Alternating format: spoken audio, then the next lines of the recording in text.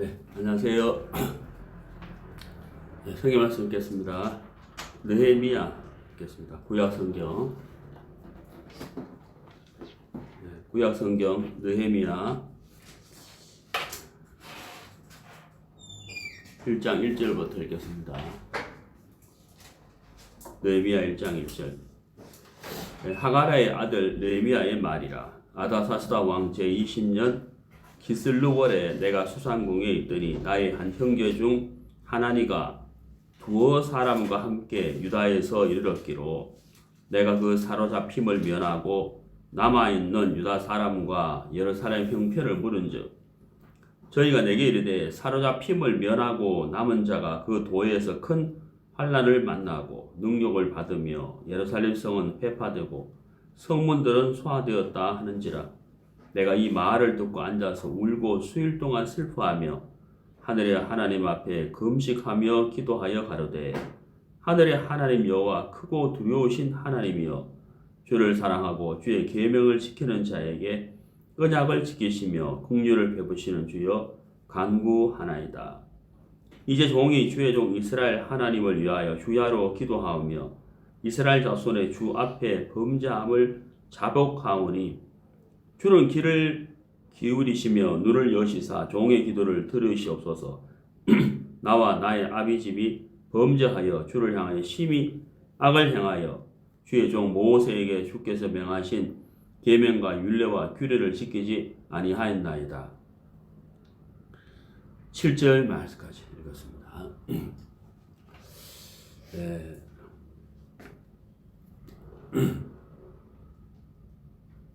어릴 때 이제 그 모래 공원에 가서 이제 그 모래 있죠, 모래떼에 가면 모래가 있는데 그 바닷가에 가면 또 모래가 많잖아요. 그 모래로 이렇게 집을 이렇게 손을 집어 넣고 이렇게 모래를 이렇게 딱 가지면 손을 이렇게 싹 빼면은 이제 구멍이 생기죠. 그걸 이제 모래집이라 하면서 그랬는데 어릴 때는 뭐 장난감도 없고 그게 참 재미가 있었는데 그렇게 이제 모래집을 이렇게 지었는데 지금 생각하면 그거 아무것도 아닌데 모래집을 딱 지어가지고 이렇게 따듬기도 하고 이렇게 하는데 이제 그 친구들이 이제 그걸 지나가면서 발로 막 밟고 지나가잖아요. 장난친다. 그러면 집이 이제 모래집이 이제 깨져버리죠. 그 사실 별것도 아닌데 다시 지으면 되는데 그 모래집 그거 깨졌다 그래가지고 막 울고 그랬죠. 울고 막 또 막 싸우기도 하고 이제 막 그런 이제 기억이 나는데 그거는 정말 아무것도 아니지만은 큰 어떤 건축을 하거나 어떤 큰 일을 이렇게 계획을 하고 다 이루어지는 과정에서 이제 막판에 이제 조금만 하면 될 것 같은 그런 상황에서 이제 집이 파괴가 된다거나 계획이 이제 실패로 돌아간다거나 완성되지 못한다거나 그럴 때는 정말 굉장히 속이 상할 것 같아요. 하나님은 우리 인생을 향해서 생각을 하시고 계획을 하신 일들이 이제 있었죠. 굉장히 이제 많았죠. 하나님은 우주 만물을 지으시고 마지막 날 사람을 지으셨는데 그 사람을 지으시고 하나님이 그 사람에게 하시고자 하는 그 계획이 있었다는 거죠. 그것은 이제 하늘의 신령한 복을 우리에게 주시고자 하는 것이고 하나님의 크신 사랑을 우리에게 주시고자 하는 것이었죠. 근데 이제 하나님이 그 모든 신령한 복과 계획들과 사랑들을 이제 말씀을 통해서 아담과 하와에게 나타내셨는데 이제 그 말씀을 하나님의 계획과 말씀대로 아담이 받아들였을 때는 하나님이 굉장히 기뻤을 거라. 근데 이제 그 아담과 하와가 마귀의 유혹을 받아서 말씀을 거부하고 마귀의 유혹을 이렇게 받아들였을 때는 하나님의 마음이 굉장히 아팠을 것이다. 하나님 마음이 굉장히 아팠다는 그런 표현은 성경에 없지만은 하나님이 그 계획하신 그 신령한 세계들을 말씀을 통하여 아담과 하와에게 넣어주고 아담과 하와의 후손에게 주시기를 원하실 텐데 그 마귀가 하나님의 말씀을 거부하고자 하는 마음을 아담과 하와에게 주면서 말씀을 거부하면서 하나님의 그 신령한 세계를 받아들이지 못하게 된 그때의 그 하나님의 그 마음이 어떠했을까? 굉장히 아팠을 것이다. 우리가 어릴 때 이제 그 모래집 지어가지고 다져가 손 싹 빼내면은 모래집 만들어지는데 그 친구가 장난친다고 밟아버리면 너무 속상하잖아요. 그 아무것도 아닌데 사실 하나님이 우리에게 주시고자 하는 것은 너무너무 크고 너무너무 귀한 그 신령한 복들 세 개가 이제 마귀가 아담과 하와에게 말씀에 대한 불신을 집어넣음으로 인해서 이게 이제 끝난 건 아니지만 이게 깨졌다는 거죠. 그때 하나님의 마음이 굉장히 아팠을 것이다. 그래서 하나님은 다시 인간에게 우리 인생들을 향하여 그 하늘의 신령한 복을 주고자 끊임없이 일을 하나님이 하셨고 또 지금도 하고 계시다고 하는 사실인 거예요. 근데 그것은 어떻게 우리에게 나타나지느냐 하면 말씀을 통해서 나타나지는 거예요. 제가 얼마 전에 그 요한복음 3장 니고데모 이야기를 했는데요. 니고데모는 밤에 몰래 예수님을 찾아왔어요.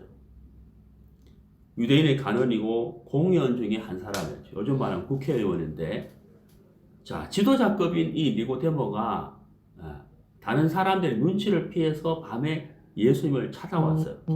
예수님을 통해 뭔가를 좀 알고 싶었다는 거예요. 그래서 예수님과 대화가 시작됐잖아요. 대화가 시작됐는데 니고데모가 이제 운을 띄웠죠. 하나님이 당신과 함께하지, 선생님과 함께하지 아니하면 이렇게 큰 일을 행할 수가 없다라고 이제 예수님에게 딱 높였단 말이에요. 근데 예수님은 거기를 전혀 반응하지 않고 한마디 하셨잖아요. 내가 네게 진실로 이루니 사람이 거듭나지 아니하면 하나님 나라를 볼 수가 없다. 이 말씀을 하셨다는 거예요. 자, 니고데모는 이제 그 말씀을 처음 들었어요. 거듭이란 단어를 처음 들은 거예요. 이게 무슨 말인지 이해를 못했지만 어쨌든 니고데모는 처음 들었지만 예수님은 니고데모에게 이렇게 만난 이 자리에서 예수님은 이 니고데모에게 하나님이 우리 인생을 지으실 때 처음에 설계하셨던, 처음에 계획하셨던 그걸 니고데모에게 주고 싶었을 거라는 거예요. 하늘의 신령한 복을 니고데모에게 주고 싶었을 거라는 거죠. 근데 그것은 말씀을 받아들임으로 말미암아 되는 것이고 거듭나야만 되는 것이기 때문에 예수님은 니고데모에게 거듭나야 된다라는 것을 이제 말씀을 하신 거라는 거예요. 그런 것처럼 이제 하나님이 니고데모든 또 가늠증에 잡힌 여자이든 우물가의 여인이든 어떤 사람이든지 간에 하나님은 만나는 사람들에게 하늘의 신령한 복을 주고 싶기 때문에 하나님은 말씀을 통해서 그 마음에 이제 나타내고 싶은 거예요. 다르게 표현한다면 백지에 그림을 그리는 것처럼 화가가 하나님은 우리 인생들에게 하늘의 신령한 복을 그리고 싶은 거예요. 마음에다가. 근데 그게 이제 말씀으로 나타나는 거잖아요. 말씀으로. 근데 그 말씀을 듣는 우리 인생편에서는 그 말씀을 들을 때 이 말씀을 통하여 하늘의 신령한 세계를 볼 수 있다. 경험할 수 있다. 그 신령한 세계를 내 마음에 그릴 수가 있다. 라고 생각하지는 않죠. 다만 중요한 것은 그 말씀을 들을 때 이게 잘 이해는 안 가지만은 그 말씀을 받아들일 수 있다면 그것을 계기로 하늘의 신령한 세계를 우리 마음속에 그릴 수 있고 누릴 수 있게 된다는 사실인 거예요. 근데 이제 문제는 뭐냐면 우리 나름대로의 생각이라는 것이 있어요. 내가 또 본 것이 있고, 내가 들은 것이 있고, 내가 경험한 것이 있기 때문에 그 하나님의 마음과 내 마음이 이렇게 딱 만나야 되는데, 하나님의 말씀을 통하여 우리에게 나타내시는 거고, 우리는 우리 나름대로 보고 듣고 경험한 것이 있기 때문에 우리가 말씀을 딱 들을 때 내 것 하고 하나님의 것 하고 우리 마음에서 이제 부딪히게 된다는 거죠. 예, 충돌이 생기는 거예요. 충돌이 생기잖아요, 여기서. 그러면은 우리 인간이 할 수 있는 가장 아름답고 위대한 일이 과연 무엇일까? 오늘 우리 설교 주제가 가장 위대한 일이에요. 가장 위대한. 우리 인생이 가장 위대한 일이 무엇일까? 하나님 앞에서 하나님을 향하여 우리가 할 수 있는 가장 위대한 일이 과연 무엇일까 하는 거예요. 그것은 바로 말씀을 들을 때 나를 내려놓는 것. 성경적인 용어로 말한다면 나를 부인하는 것이다. 이것이 가장 위대한 일이라고 저는 분명히 믿어요. 왜 그것이 가장 위대한 일이냐? 하나님이 아담과 하와를 만드셨어요. 우주 만물을 만들고 마지막 날 아담과 하와를 만드셨어요. 왜? 하나님의 사랑의 대상으로 만들었다. 그래 하나님은 그 아담과 하와에게 하나님의 사랑뿐만 아니라 하늘의 신령한 모든 것을 주고 싶었어요. 그것이 어떻게 나타나셨습니까? 말씀을 통해서 나타났다. 그러면 인간 편에서는 아담과 하와 편에서는 말씀을 받아들임으로 인해서 이게 시작되는 거잖아요. 그런데 얼마 하지 못해서 마귀가 넣어주는 불신을 받아들임으로 인하여 말씀을 받아들이는 일이 끊어져 버렸어요. 예, 끊어져 버렸다. 그 하나님 편에서 너무너무 안타까운 거잖아요. 그 안타까운 마음을 가지고 다시 아담과 하와에게 뿐만 아니라 가인과 아벨에게 뿐만 아니라 모든 인생에게 하나님이 일을 하시잖아요. 그래서 우리 마음을 낮추는 일, 우리 마음을 깨트리는 일, 그렇죠? 우리 마음을 열게 하는 일, 고난을 주시면서까지 우리 마음을 낮추는 일, 억울한 일을 당하면서까지 우리 마음을 낮추는 일, 그런 일을 계속 하셔가지고 이 말씀을 우리 마음에 넣어주고 싶어 하는 거예요. 문제는 우리가 말씀을 받아들이기 어려운 구조를 우리가 가지고 있다는 거예요. 우리 마음의 구조가 그래요. 우리 마음의 구조가 말씀을 받아들이기 어려운 구조를 갖고 있어요. 네. 왜 그런지 아세요? 자, 이사야서를 볼게요.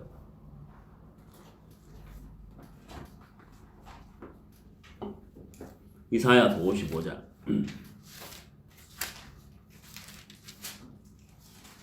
이사야서 55장. 7절. 악인은 그 길을 불의한 자는 그 생각을 버리고 여호와께로 돌아오라. 그리하면, 자, 여러분 여기 그리하면 여기 밑줄 한 거 보세요. 그리하면, 야, 이거 너무 중요한 거예요. 그리하면, 네? 그리하면, 왜 그리하면 이 단어가 왜 들어갔을까? 그렇잖아요. 그리하면 그가 뭐라고요?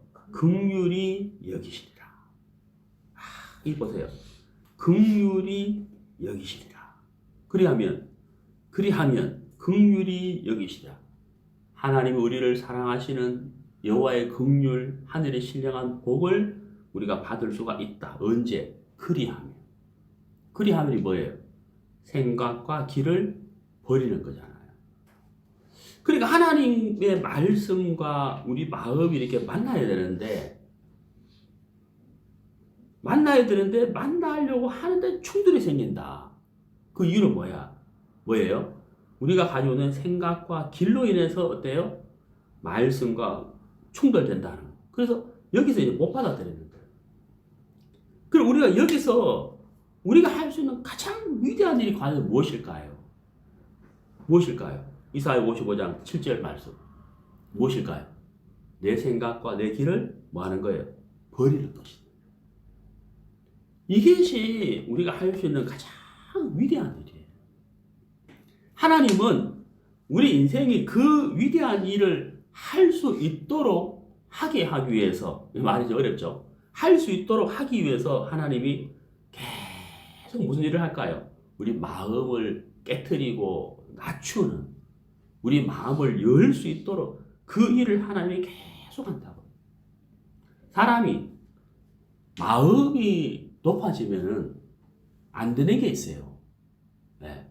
마음이 높아지면 안 되는 게 있어요. 자기가 하고 싶어도 안 되는 게 있어요. 그게 뭔지 아세요? 사람이 마음이 높아지면 자기가 옳다는 생각이 자리를 다 잡거든. 내가 옳다 하는 생각이 자리를 다 잡아요. 그래서 그 사람은 무엇을 못하게 되느냐 하면 자기 마음을 내려놓고 자기 생각을 버리는 이걸 진짜 하기 힘들어요. 그게 잘 안 돼요. 마음이 높아지면. 누구보다도 하나님 그걸 잘 알고 계시는 거예요. 그래서 하나님은 어떻게 하셨어요? 우리는 우리 자신을 믿는 사람이고 나를 옳게 여기는 사람인데 그런 마음으로는 마음을 열 수도 없고 자기 생각을 버릴 수도 없기 때문에 하나님은 우리 마음을 낮추는 일을 하시는 거죠. 예, 마음을 깨트리고 고난도 주시고 억울한 일도 당하게 하시고 분한 일도 당하게 하시고 가난하기도 하시고 그래서 나의 무익함을 발견케도 하시고 실패하기도 하시고 그래서 내가 참 정말 아무것도 하는 인생이구나. 응? 내가 참 무익한 사람이구나. 내가 옳은 게 아니네. 그런 마음을 가지도록 하나님이 일을 하신다는 거예요. 그래서 우리가 우리 자신의 모습을 다 발견하게 되면 어느 날 우리 마음에 어떤 마음이 들어지겠어요? 내가 참 교만했구나. 내가 쓸데없이 마음을 높였구나. 그거 아무것도 아닌데 내가 나를 주장했구나. 이런 마음이 든다는 거예요. 그러면 그때 우리가 말씀을 듣게 되면은 내 마음이 어떻게 될까요? 열리고 나를 내려놓게 되는 이런 역사가 일어난다. 그것이 바로 위대한 일이다 하는 거예요. 왜?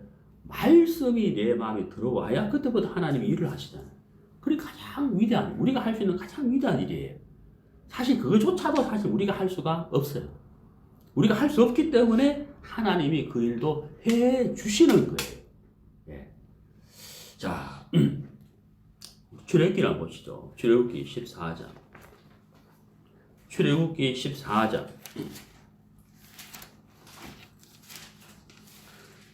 31절.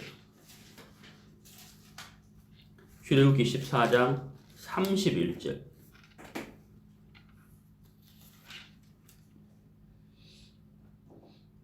이스라엘이 여호와께서 애굽 사람들에게 베푸신 큰 일을 보았으므로 백성이 여호와를 경외하며 여호와와 그 종 모세를 그다음 뭐라 되어 있죠? 믿었더라. 자, 어떻게 하나님과 모세를 믿게 되었느냐? 네? 어떻게 믿게 되었느냐? 무엇을 보았다고 되어 있습니까? 큰 일을 보았으므로. 큰 일을 보았기 때문에 하나님과 모세를 믿게 됐다는 거예요. 자, 한번 생각해 보시죠. 큰 일이 뭐냐는 거예요. 큰 일이. 이스라엘 백성들이 이집트에서 약 430년 동안 종살이했어요. 애굽 사람들의 학대와 그렇죠. 또 징계와 그들의 노예 생활로 짓눌려 살았어요. 그 이스라엘 백성들은 이 애굽의 권세에서 절대로 자유할 수가 없는 거예요. 절대로 자유할 수가 없는 거예요. 근데 하나님이 어떻게 하세요?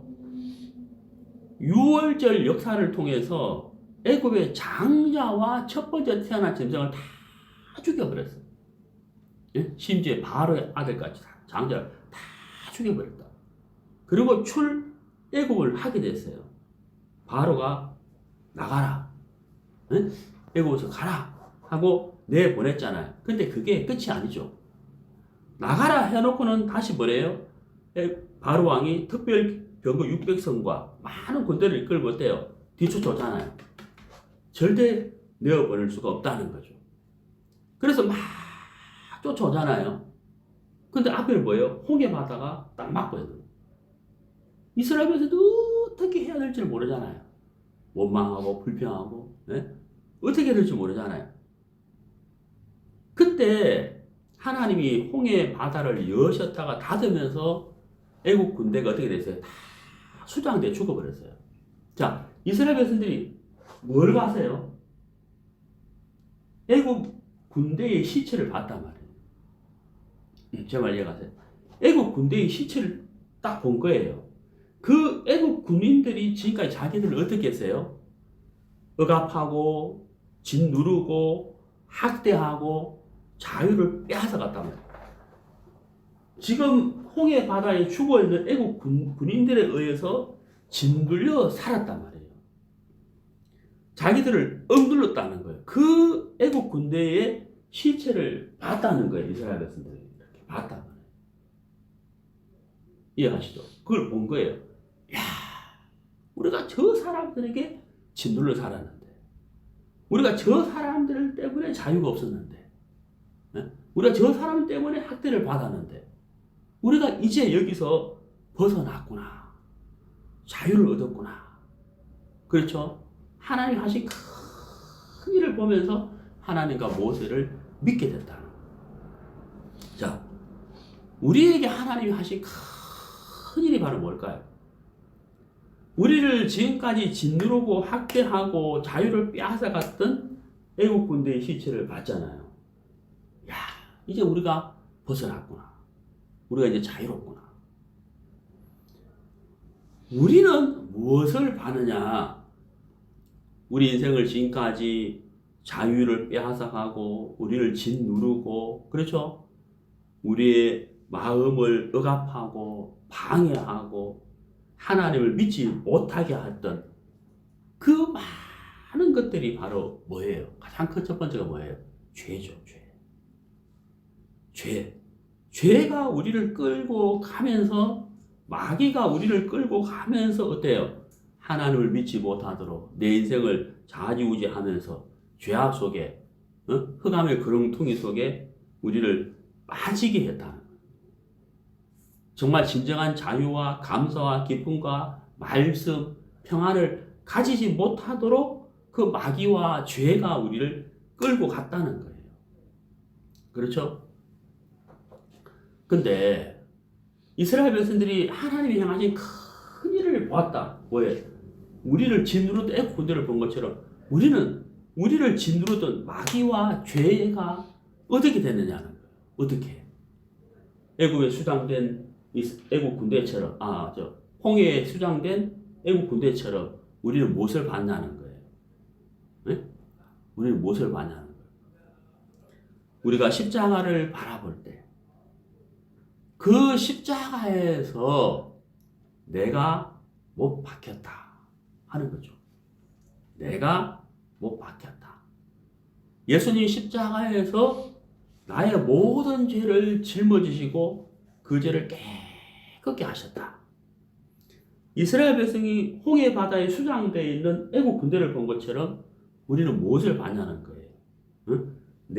나를 괴롭히고 나를 죄악의 구렁텅이에, 나를 어둠 속에 끌고 가던 그 죄, 그 마귀의 권세가 어떻게 되세요? 십자가에서 끝이 나버렸다. 십자가에서 끝이 나버렸다. 우린 그걸 봤다 이 말. 큰 일을 봤다는 거야. 이스라엘 백성들이 하나님이 행하신 큰 일을 보면서 여호와 모세를 믿은 것처럼 우리도 어때요? 내 죄가 마귀의 권세가 십자가에서 못 박혀서 끝난 것을 보았기 때문에 우리 마음에 하나님을 믿는 믿음이 생겨버렸다는 거예요.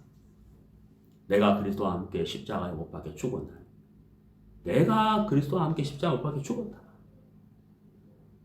예수님이 십자가에 못 박혀 돌아가실 그때 내 죄도 십자가에서 못 박혀서 끝이 나버렸다. 응? 자, 갈라디아서 2장을 보시죠.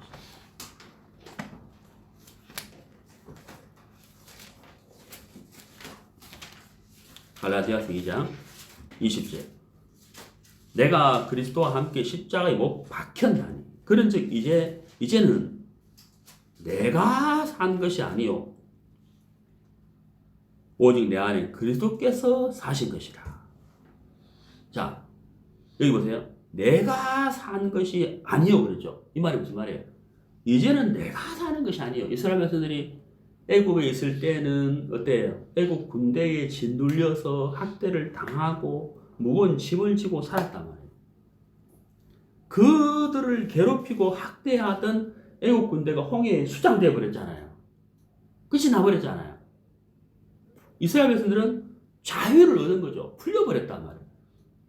이제는 어떻게 사는 거예요? 이제는 애국 군인들에 의해서 사는 것이 아니고 자기들을 건져내신 하나님으로 말미암아 사는 삶으로 바뀌어버렸죠. 이스라엘 백성들. 우리는요. 우리는 뭘 봤어요? 이스라엘 백성들이 애국 군대를 보는 것처럼 우리는 뭘 봤어요? 십자가에서 내 죄가 끝난 걸 봤다.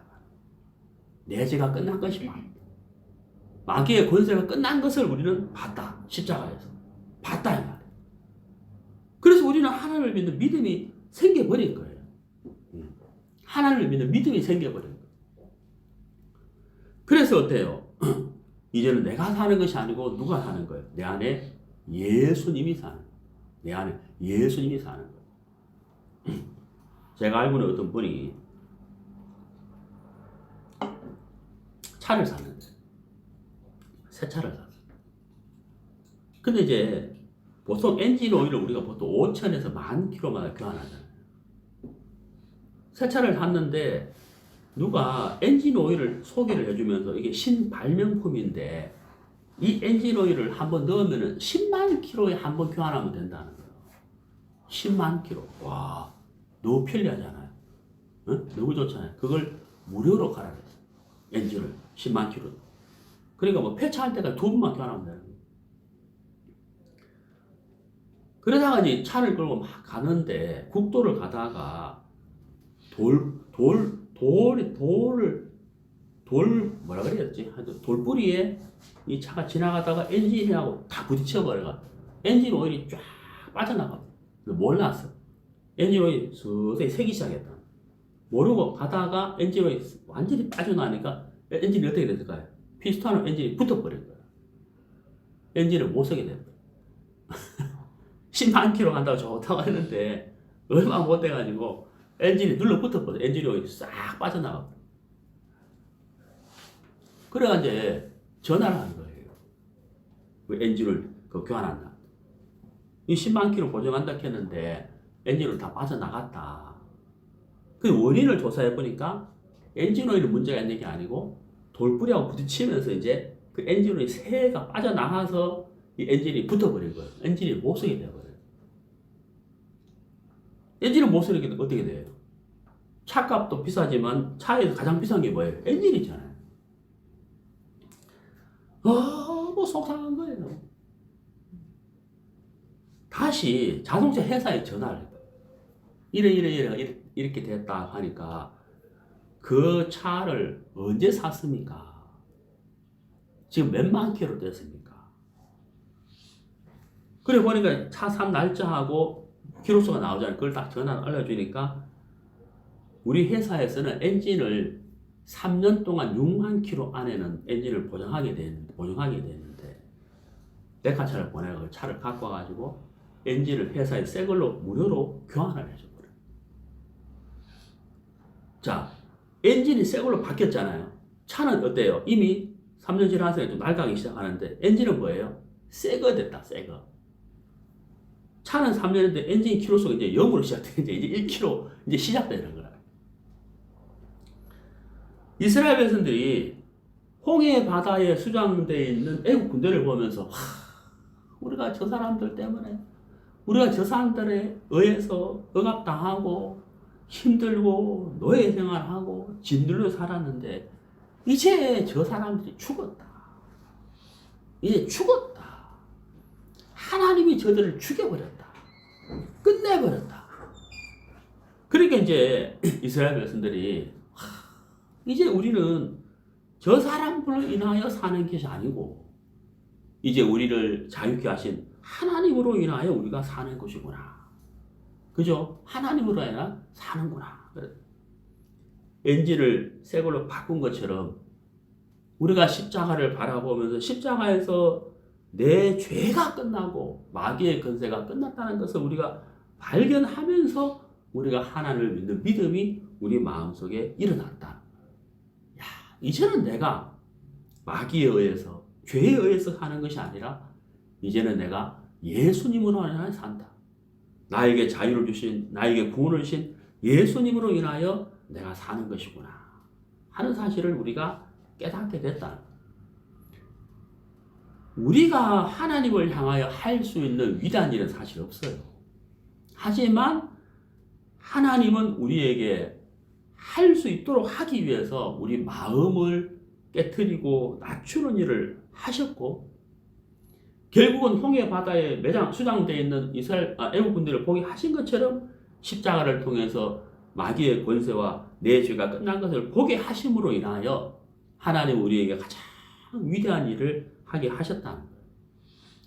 자, 갈라디아서 2장 1절, 내가 그리스도와 함께 십자가에 못 박혔나니 그런즉 이제는 내가 사는 것이 아니요 오직 내 안에 그리스도께서 사는 것이라, 사신 것이라. 이제 내가 육체 가운데 사는 것은 나를 사랑하사 나를 위하여 자기 몸을 버리신 하나님의 아들을 믿는 믿음 안에서 사는 것이다. 이제 내가 사는 것은 무엇으로 사는 거라고요? 믿음. 이제 내가 사는 것은 무엇으로 사느냐? 믿음. 그렇죠. 지금까지는요. 지금까지는 애국 군대에 이끌려서, 애국 군대에 짓눌려서 살았다는 거예요. 우리는 지금까지 어떻게 살았어요? 마귀가 넣어주는 생각과 마귀가 넣어주는 유혹과 죄의 권세를 이기지 못해서 짓눌려서 살았다는 거예요. 근데 이제는 뭐예요? 나를 자유케 하신, 나를 죄에서 건져내신, 그렇죠? 바로 하나님을 믿는 믿음 안에서 사는 것이다. 그렇게 우리의 삶을 하나님은 바꾸어 주셨다. 우리가 할 수 있는 가장 위대한 일이 과연 무엇이냐는 거예요.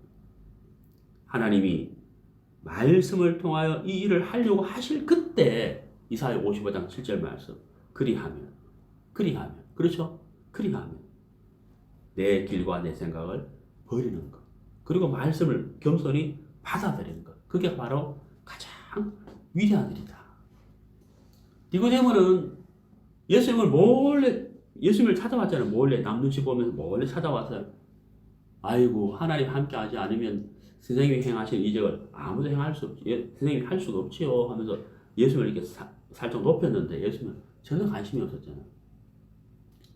내가 네게 거듭나야 한다는 것을, 사람이 거듭나지 않으면 하나님 나라에 들어갈 수 없고 볼 수도 없느니라. 거듭나야 된다. 거듭나야 된다는 것을 말씀하셨다. 너무 의아한 거예요. 니고데모가 이게 무슨 말이야? 거듭난다는 게 뭐지? 응? 본어게 두 번 태어나? 우리 못해 들어가다 나오는 얘기냐? 그때 예수님이 니고데모에게 자세하게 설명을 하시잖아요. 구약시대 때 불뱀의 뱀과 노뱀이 있지 않았느냐? 불뱀에게 물린 사람이 노뱀을 바라보면서 살았지 않았냐? 응? 너는 죄로 인하여 죽어가는 사람인데 바로 노뱀 대신 바로 나, 응? 내가 너를 위해 죽고 내가 바로 너의 구원자다. 자세히 들었을 때 니고데모 마음이 어떻겠어요? 이야, 그때 노뱀을 바라보는 이스라엘 백성들이 심판을 대신해서 노뱀이 죽었다는, 그 살았는데 뱀에게 물린 자마다 죽었는데, 야, 내가 죄로 인하여 죽을 수밖에 없는 인생인데 바로 내 앞에 있는 이분이 바로 메시아란 말이냐? 이분이 구원자란 말이냐? 하나님 세상을 이처럼 사랑하 독생자를 주셨으니 이는 저를 믿는 자마다 영생을 얻게 하려 하십니다. 하나님 그 아들을 세상에 보내신 것은 세상을 심판을 하심이 아니요 구원하려 하십니다. 그 말씀을 니고데모가 들었을 때 얼마나 심장이 뛰었겠어요. 내 앞에 있는 이분이 바로 구원자, 구세주구나, 나의 구원자구나. 얼마나 놀랬겠냐는 거죠. 응? 얼마나 놀랬겠냐. 니고데모가 하나님을 향하여 무슨 위대한 일을 할 수 있겠어요? 공의 은혜이기 때문에, 응? 율법사이기 때문에, 그가 행위로, 열심으로 하나님을 향하여 뭘 할 수 있으며 그 열심과 행위로 하나님을 얼마나 니고데모가 기쁘게 할 수 있겠냐고요. 그날 니고데모가 예수님을 기쁘게 할 수 있었던 이유는 뭐였죠? 예수님이 교제해주는 말씀을 그대로 받아들일 그때 예수님이 니고데모 봤을 때 니고데모 얼마나 이쁘게 보였겠냐고요. 그래 안 그래요? 얼마나 이뻤겠냐고요. 너는 오늘 가장 위대한 일을 했다. 왜? 내 말씀을 믿음으로 받아들였기 때문에. 그렇잖아요. 그게 니고데모가 할 수 있는 가장 위대한 일이었다. 느헤미야 8장을 보시죠. 느헤미야 8장.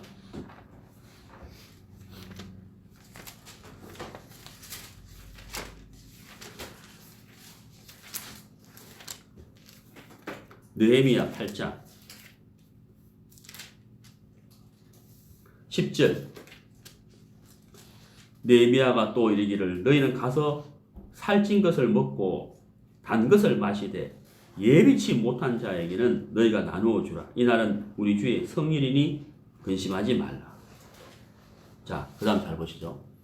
여호와를 기뻐하는 것이 너희의 뭐라고요? 힘이니라.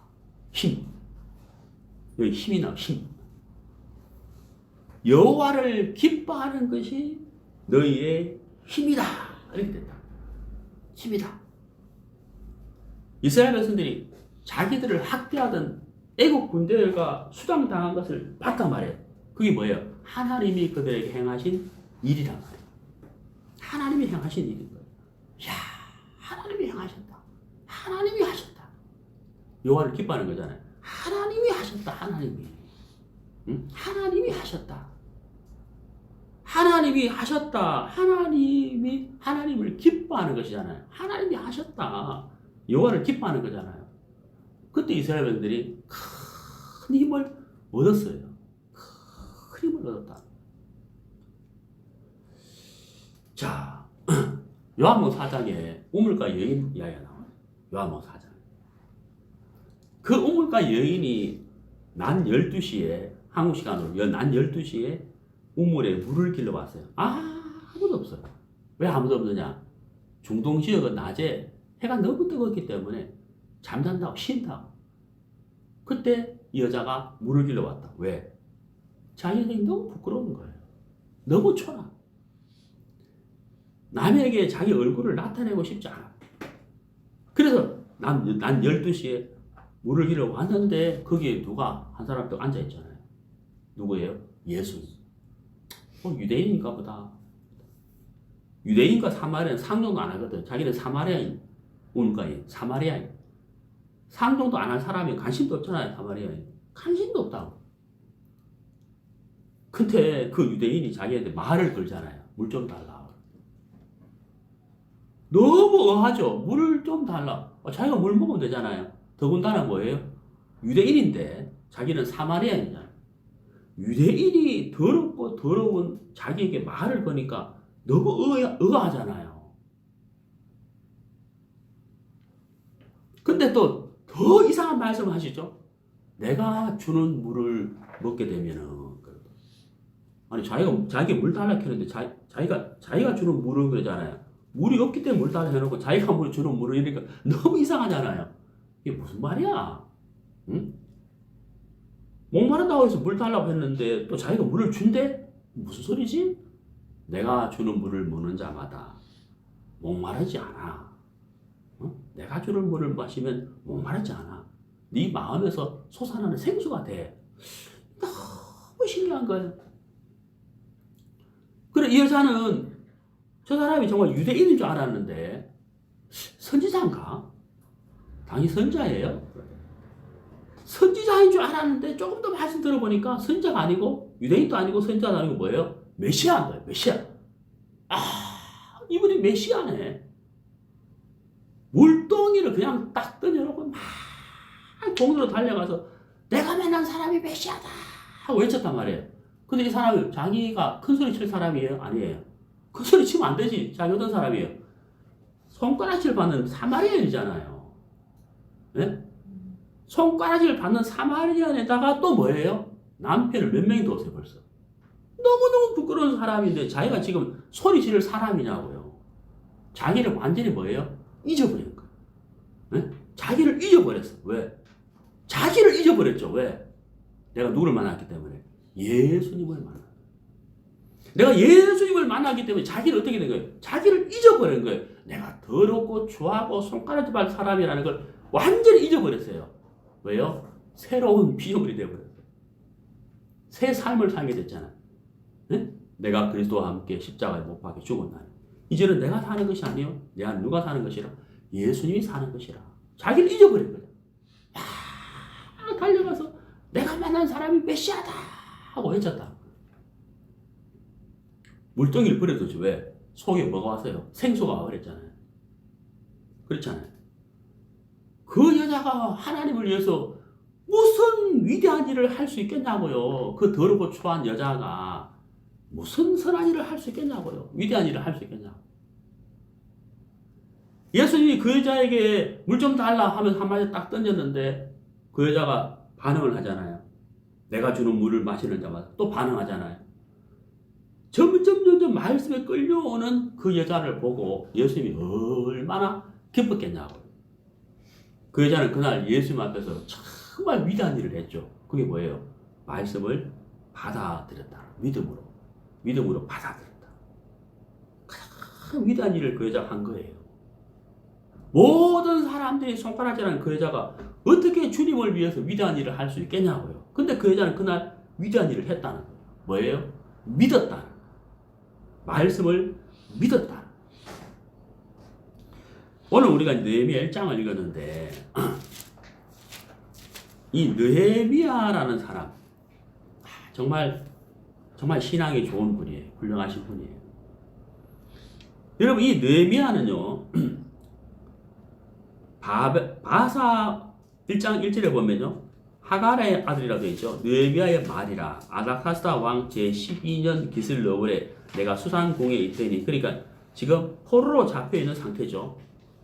포로로 잡혀서 페르시아 바사 왕 아닥사스다 왕의 술 맡은 가는 장이에요.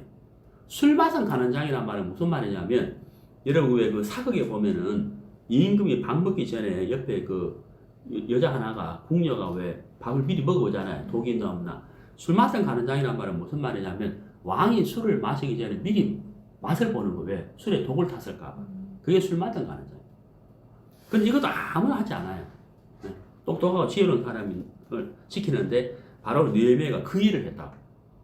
이스라엘의 일인으로서 바사의 포로인 신분으로서 술 맛은 가는 장을 했다는 것은 굉장히 똑똑하고 이 왕이 느헤미야를 믿고 있다는 이야기입니다. 근데 느헤미야가 지금 바사의 포로로 있잖아요. 술마다 가는 장이지만 일단 포로잖아요. 그리고 이스라엘을 떠나왔다. 자기 눈으로 이스라엘 현실을 볼 수가 없어요. 왜? 바사의 포로로 잡혀있는 거예요. 근데 무슨 일이 생겼느냐 하면 2절에 보세요. 나의 한 형제 중 하나니가 두어 사람과 함께 유다에서 이르렀기로 내가 그 사로잡힘을 면하고 남아있는 유다 사람과 예루살렘 형편을 물은즉 이게 무슨 말이냐면 이제 포로들이 이스라엘로 귀환을 했단 말이에요. 1차 포로 귀환, 2차 포로 귀환을 하게 되는데 먼저 이스라엘에 갔다 온 사람들을 통해서 예루살렘 형편을 들어보니까 이 말이거든요. 들어보니까 3절에 저희가 내게 이르되 사로잡힘을 면하고 남은 자가 그 도에서 큰 환난을 만나고 능력을 받으며 예루살렘 성은 회파되고 성문들은 소화되었다 하는지라. 이게 무슨 말이냐면은 느헤미야보다 12년 전에 에스라가 먼저 예루살렘에 갔어요. 예루살렘에 가서 에스라가 예루살렘 성벽을 재건축한 줄 알았는데 중단이 됐단 말이에요. 왜 중단이 됐느냐면 반대자들이 많아가지고 그 12년 전에 갔지만 에스라가 재건을 하지 못한 거예요. 예루살렘 성벽을 재건을 못했단 말이에요. 그 소식을 느헤미야가 들었단 말이에요. 자, 근데 느헤미야가 그 소식을 들었을 때 4절에 뭐라고 되어 있냐면 내가 이 말을 듣고 앉아서 울고 수일 동안 슬퍼하며 이렇게 됐죠. 여러분 어떻게 생각하세요? 이 4절. 느헤미야가 그 소식을 들었을 때 마음이 굉장히 슬펐다는 거예요. 네. 자, 여러분, 느헤미야가 하나님을 향하여 할 수 있는 가장 위대한 일이 바로 요 4절이에요. 4절. 나중에 느헤미야가 성벽을 회복하잖아요. 재건축하잖아요. 그게 위대한 게 아니고요. 느헤미야가 하나님을 향하여 정말 위대한 일이 바로 뭐냐? 바로 이 4절이 4절. 이게 무슨 얘기냐? 하나님의 마음을 느헤미야가 받아들일 수가 있었다는 거예요. 누구보다도 마음이 아팠던 분이 누구예요? 하나님이죠. 하나님이 마음이 아팠단 말이에요. 그 마음이 아픈 하나님의 마음을 느헤미야가 느꼈다는 거예요. 동일하게 느꼈다. 이게 진짜 위대한 거 아니에요. 진짜 위대한 거예요. 니고데모가 예수님을 찾아왔을 때 거듭난다. 이 말씀을 들으리라고는 꿈에도 생각을 못 했잖아요. 근데 예수님이 자세하게 가르쳐 줬다고요. 요한복음 4장에 우물가 여인이 물을 길러 왔을 때 얼마나 힘없게 걸어왔겠어요. 터벅터벅 힘없이 지쳐서, 응? 자기 인생이 너무나도 슬프고 마음이 너무나도 공고하고, 그렇죠? 어디 가서 이 마음을 내어놓고 이 마음을 풀어놓고 어디 가서 이 마음을 새 마음으로 바꿀 수 있을까? 꿈에도 상상도 할 수 없는 우물가 여인이잖아요. 자기는 평생을 어때요? 짓눌려서 슬픔에 자기 인생이 정말 한스럽고 그렇게 자기 인생을 탓하면서 살 거라고만 생각했지, 이 마음을 내어놓고 새로운 마음이 들어올 거라고는 생각도 못했다는 거예요. 네? 엔진 오일이 쫙 빠져나가지고 엔진이 망가져버렸어. 이제 이 차는 폐차야. 이 차는 폐차해야 돼요. 안 그러면 비싼 돈 주고 사야 되는데 무료로 어때요? 회사에 새 엔진을 탁 장착시켜가지고 차가 새 차가 되어버려요. 이 여자의 마음속에 자기는 평생 이 짓눌린 마음, 슬픔, 괴로움, 한탄, 이 마음으로만 살 줄 알았는데 어때요? 예수님을 만나서 예수님의 말씀을 듣다 보니까 자기 마음에 뭐가 들어와 버렸어요? 예수님의 마음이 들어와 버린 거예요. 참 평안하고 참 감사. 자기가 상상도 할 수 없었던 예수님의 마음이 자기 마음속에 쏙 들어와 있는 거예요. 너무 놀랍잖아요. 이야, 내가 만난 분이 메시아구나. 부끄러운 게 어디 있어요? 응? 한탄이 어디 있어요? 슬픔이 어디 있어요? 다 날아가 버리고 없는 거예요. 그러니까 어때요? 막 동네방에 뛰어가죠. 내가 만난 사람이 메시아다, 구원자다, 와서 들어보라, 이렇게 외쳤다. 그렇잖아요. 느헤미야가 그 소식을, 성벽이 회파됐고 소화됐다는 소식을 들었을 때 너무 슬픈 거예요. 너무 슬픈 거예요. 그게 바로 뭐예요? 하나님의 마음을 느헤미야가 가질 수가 있었다고 하는 사실. 느헤미야가 이날 하나님을 향하여 큰 일을 할 수가 있었는 거죠. 그러니까 어때요?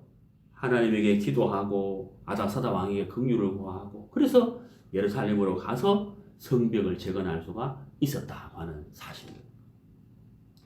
이것이 바로 위대한 일이다 하는 거죠. 우리 인생이 하나님의 말씀과 하나님의 마음을 받아들일 수 있는 것, 그게 바로 위대한 일이다. 우리가 할 수 있는 위대한 일이다. 자, 사도행전 22장.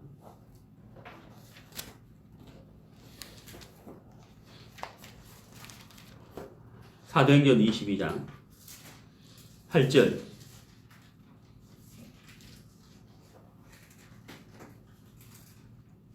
사도행전 22장 8절. 내가 대답하되 주여 니시니까 하니 가라사대 나는 네가 핍박하는 나사렛 예수라 하시더라. 자, 여러분, 우리가 이 글을 읽어보면 그냥 글을 읽는 거지만 여러분 상상을 해봐요. 상상. 이때 사울의, 그러니까 바울이죠, 바울의 마음이 어땠을 거예요? 엄청난 충격을 받았을 거라고요. 그래 안 그래요?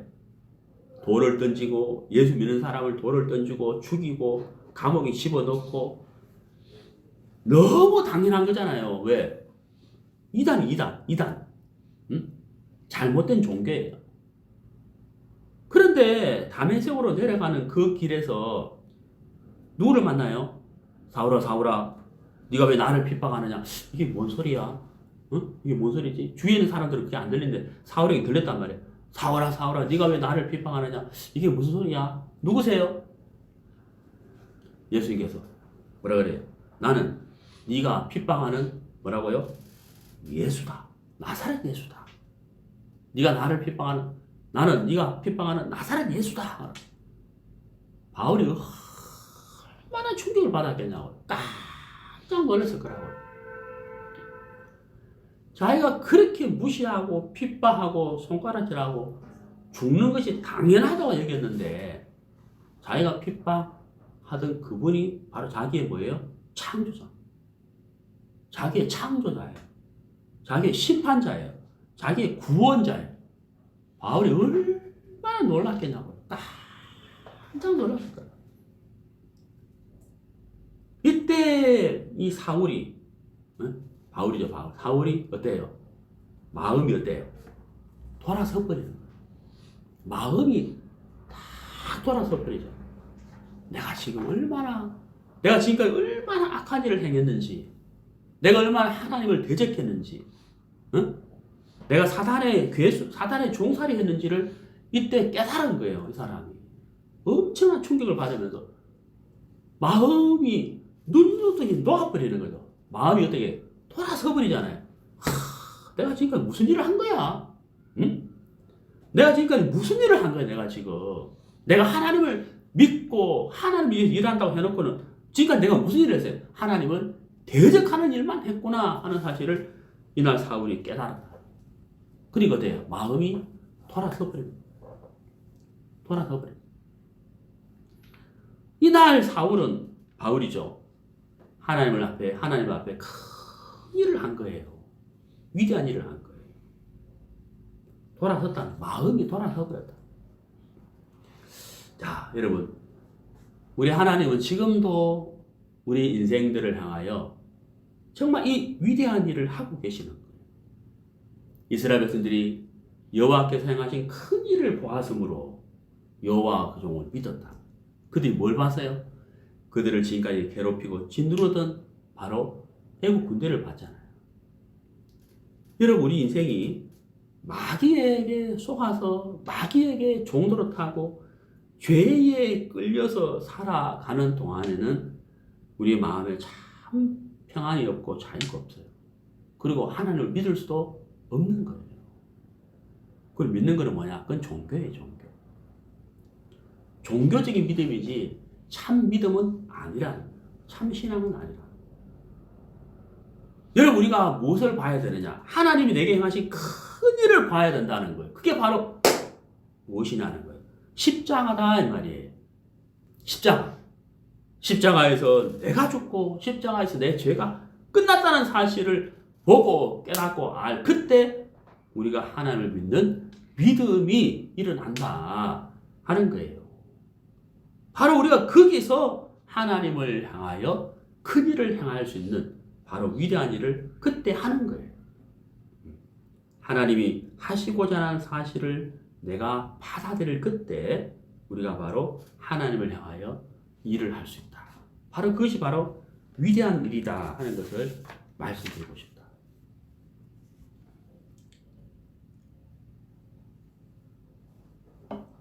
요한복음 8장을 보시겠습니다.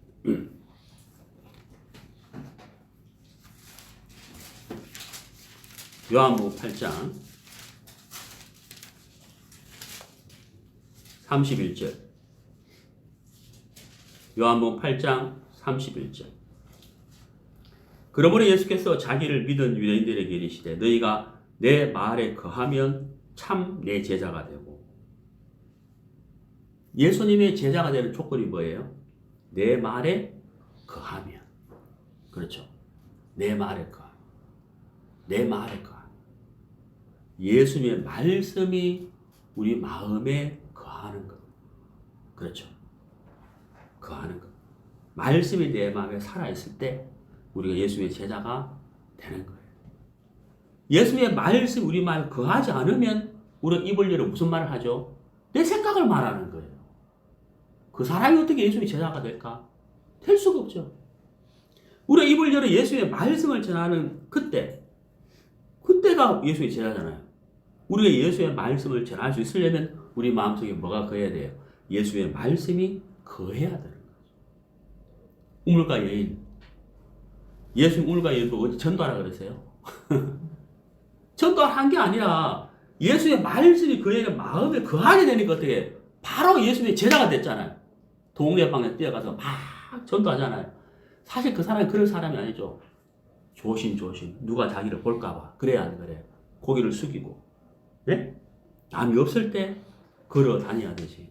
자기를 나타낼 수 없는 사람이잖아요. 네. 근데 자기를 잊어버렸어요. 이 여자가 완전히 자기를 잊어버린 거예요.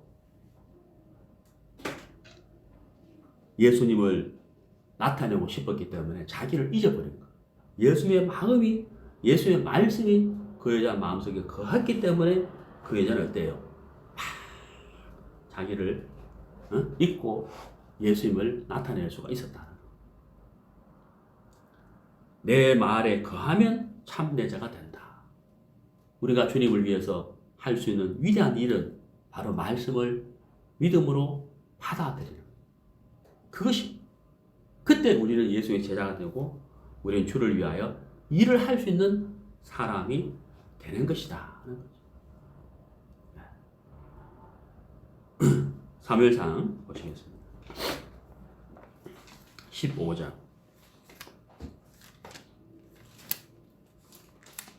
사무엘상 15장.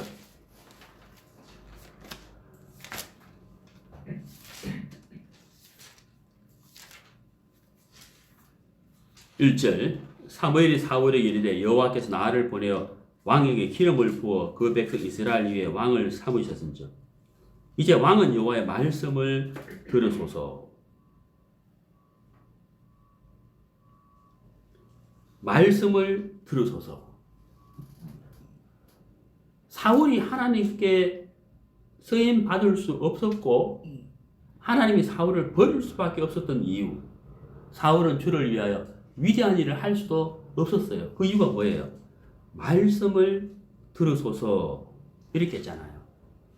근데 사울이 무엇을 안 했어요? 26절 보세요. 사무엘이 사울에게 이르되 나는 왕과 함께 돌아가지 아니하리니 이는 왕이 여호와의 말씀을 뭐라고요? 버렸으므로. 말씀을 버렸으므로. 사울이 하나님 앞에 가장 악한 일을 한 게 뭐죠? 아말렉을 죽이지 않았다. 말씀대로. 그게 아니죠. 뭐예요? 말씀을 그렇죠. 버린 거예요. 가장 위대한 일은 뭘까요? 말씀을 받아들이는 믿음으로. 가장 악한 일은 뭐예요? 말씀을 버리는. 말씀을 버림으로 인하여 하나님이 사울을 통하여 할 수 있었던 모든 계획이 끝나버린 거잖아요. 숲으로 돌아가는 거예요. 이것이 바로 악한 거예요. 가장 악한 일. 가장 위대한 일은 말씀을 믿음으로 받아들이는. 모든 사람이 손가락질하던 요한복음 4장의 우물가 여인은 하나님 보실 때 어때요? 가장 아름답고 가장 예쁘고 위대한 사람. 말씀을 믿는 믿음 때문에 자기를 잊어버렸잖아요. 사울은 어때요? 자기를 세우고 자기를 높이려 하잖아요. 왜? 말씀을 안 받아들이니까 자기를 세우려 하잖아요. 그게 악한 것이다 하는 것이죠. 오늘 우리가 가장 위대한 일 느헤미야를 통해서 말씀을 전했는데요. 참 느헤미야가 마음이 아팠다. 하나님이 아픈 마음을 그대로 느낄 수 있었잖아요. 정말 위대한 사람이거든. 그것도 이스라엘 현실을 본 것도 아닌데도. 그런 것처럼 우리가 하나님이 우리에게 하시는 일은 말씀을 받아들이도록 하는 일을 하시는데 그 일을 행하셔서 우리가 말씀을 받아들일 그때 이사야 50권 7절 그리하면 그가 긍휼히 여기시리라. 바로 그때가 위대한 일을 할 수 있는 시점이다 하는 것을 말씀드리고 싶습니다. 여기까지 하겠습니다.